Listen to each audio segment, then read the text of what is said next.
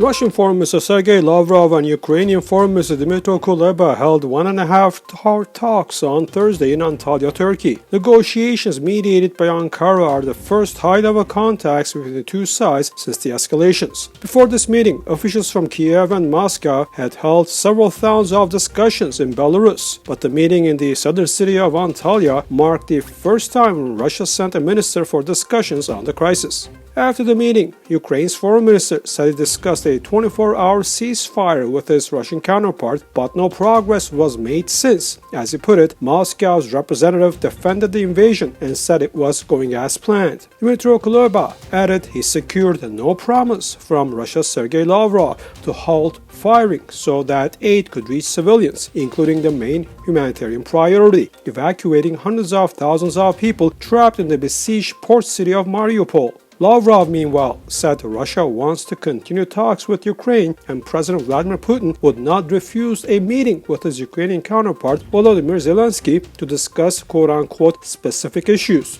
Russian Foreign Minister said Russia would not have started the conflict in Ukraine if the West had not rejected our proposal on security guarantees. Until the end, we wanted to resolve the situation in Ukraine through diplomatic means, he said. The Russian Foreign Minister also said he did not believe the standoff with the West over Ukraine would lead to nuclear war. Meanwhile, Russia had never used its oil and natural gas as weapons, and it will always have markets for its energy exports, added Lavrov. Turkish Foreign Minister Mevlut Çavuşoğlu said the aim of the meeting was to pave the way for a meeting between the Russian and Ukrainian presidents, which would be facilitated by Turkey's president. The Ukrainian war has led to a series of financial sanctions on the country. As a retaliatory move against the military actions of Russia and Ukraine, the US imposed an immediate ban on Russian oil and other energy imports. The UK too said it will phase out its imports by the year end. The European Union, however, did not join the bandwagon due to its heavy dependence on Russian oil and natural gas supplies. In an interview with CNBC TV 18, Josep Borrell, High Representative of the European Union and Vice President of EU Commission, confirmed that the EU will not impose a ban on Russian oil and natural gas because of its heavy dependence. He explained that the import of Russian oil forms a small part of the US and the country almost does not need it, but that's not the case for the EU, as Russia is a big supplier of energy over here. Borrell clarified that the EU is expressing its displeasure on Russia by imposing sanctions on its financial sector, freezing its assets and reserves, but not contemplating a ban on Russian energy as yet. Meanwhile, on Thursday, Russia refused to participate in the Council of Europe session. The EU and NATO states unfriendly to Russia, abusing their absolute majority in the Committee of Ministers of the Council of Europe, continue the line of destroying the Council of Europe and the common humanitarian legal space in Europe. Russian Ministry of Foreign Affairs noted. Russia's withdrawal from the Council of Europe will mean a withdrawal from all its mechanisms, said Dmitry Peskov, Russian president's spokesperson. Russia faces deepening isolation and economic turmoil as it continues to be hit with sanctions from Western markets. Today, YouTube has completely suspended all monetization features for Russian users, including premium subscription and music premium. The video hosting announced this in letters sent to Russian users. Earlier, YouTube banned advertising for Russian users and also blocked the channels of the Russian state TV channel RT and the host of the all-Russian state television and radio broadcasting company Vladimir Solovyov Live.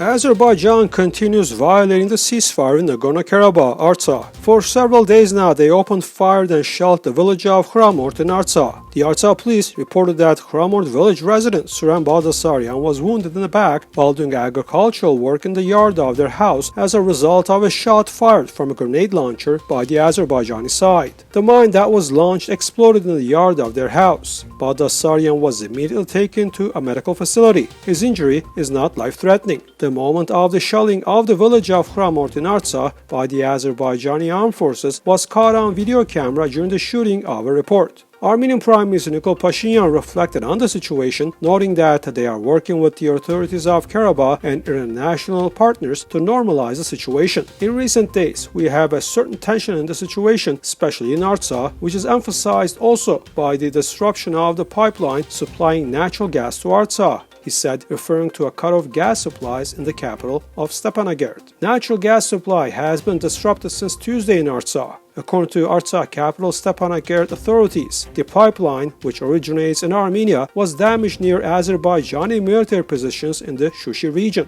Negotiations are in progress with the Azerbaijani side so that this section is repaired. Representatives of the Russian peacekeeping forces stationed in Artsakh and members of the Security Council Office of Artsakh staff are also engaged in these negotiations.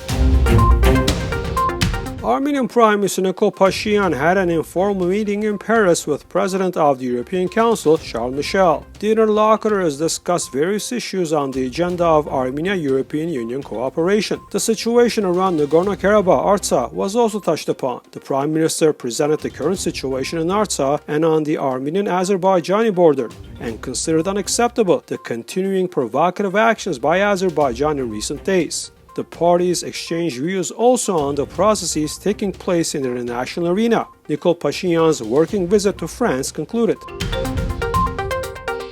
Armenian Foreign Minister Ararat Mirzoyan will visit Antalya from March 10 to 12 to participate in the diplomatic forum in Antalya, said Armenian Ministry of Foreign Affairs spokesperson Vahan Unanyan. A number of meetings with colleagues will also take place, the press secretary of the Foreign Ministry added.